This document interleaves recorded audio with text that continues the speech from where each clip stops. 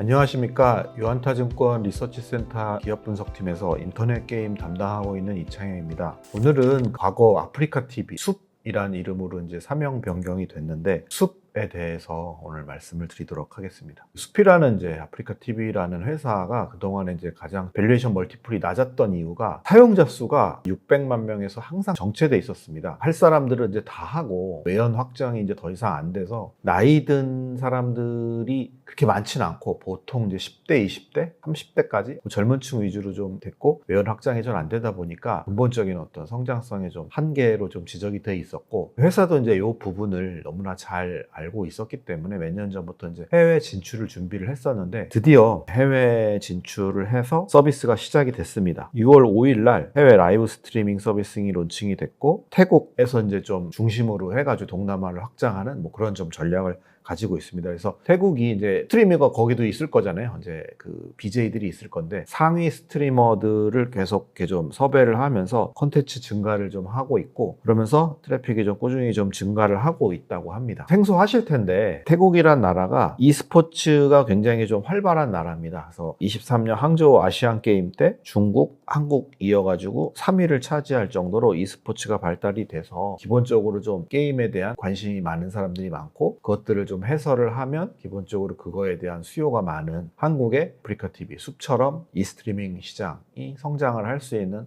포텐셜이 좀 큰 나라다 이렇게 좀 이해를 하시면 좋을 것 같고요. 숲이 2024년 태국에서 발로란트 챌린저스를 독점으로 하기로 좀 했고요. 그리고 동남아에서 이 당구 콘텐츠가 좀 인기가 있나 봅니다. 그래서 이러한 인기 콘텐츠를 좀 확대하고 국내에 이제 아프리카TV의 인기 콘텐츠 예를 들면 롤이라는 이제 그 게임의 이제 페이커라는 프로게이머가 이제 글로벌리 굉장히 유명한 게이머지 않습니까? 이제 그 친구가 게임을 하는 거를 아프리카TV의 이제 유명 스트리머들이 방송을 하면 한국뿐만 아니라 글로벌리 이제 동시 송출을 하는 그런 좀 계획을 갖고 있습니다. 그래서 이런 것들이 되면 콘텐츠 자체가 워낙 글로벌리 많이 볼 수 있는 콘텐츠다 보니까 롤은 뭐 전 세계 사람들이 뭐 오버워치도 마찬가지고 여기 이제 발로란트도 마찬가지고 인기 있는 콘텐츠들이 방영이 되면 트래픽이 확장이 돼서 숲이 그동안에 가장 문제였던 해외 쪽에서 성장 모멘텀을 가져올 수 있지 않을까 그렇게 조심스럽게 기대를 해볼 수 있을 것 같습니다. 두 번째는 실적입니다. 1분기 때 굉장히 좀 서프라이즈를 기록을 했습니다. 이 31%라는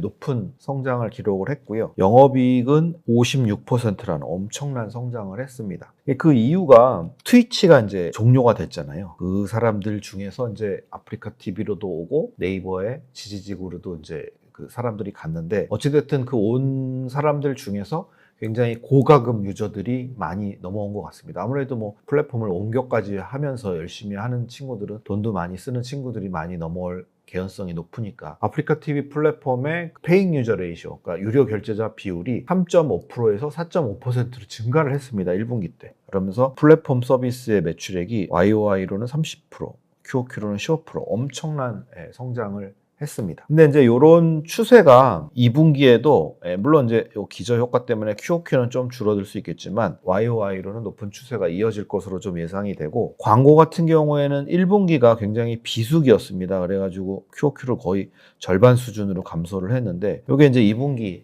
광고 성수기를 맞이해서 그리고 요 플랫폼 광고도 증가하겠지만 제일 중요한 건 이 컨텐츠형 광고입니다. 요게 이제 아프리카TV가 이제 뭐 게임 리그 같은 거를 대행을 하면서 받는 그런 광고 매출인데 2분기부터는 좀 스타크래프트도 그렇고 게임 리그들이 좀 새로 시작하는 것들이 좀 많아서 이런 부분들이 매출이 좀 이렇게 좀 증가를 할 것으로 기대를 하고 있습니다. 반면에 뭐 영업 비용 같은 경우에는 요즘에 이제 인터넷 게임 업종에서 인건비 통제 이슈가 굉장히 세거든요. 그래서 인건비는 이제 어느 정도 늘지 않는 상황에서 변동비, 매출이 늘어나면 늘어나는 그런 변동비만 소폭 늘어날 것이기 때문에 영업이익도 높은 성장을 할 것으로 좀 기대를 하고 있습니다. 이렇게 높은 성장을 하고 있음에도 불구하고 아프리카TV의 그 밸류에이션은 PER 11배, ROE가 32%나 나옴에도 불구하고 1분기 때 제가 실적이 서프라이즈가 났다라고 말씀을 드렸잖아요. 근데 주가는 그렇게 많이 안 올랐습니다. 뭐 여러분들이 더 잘 아실 텐데요. 현재 실적이 이제 2분기 때 좋아질 거고 해외 사업도 좀 시작이 돼서 반면에 주가는 하락되는 이런 상황에서는 좀 매수를 하는 그런 시점이지 않을까 이렇게 좀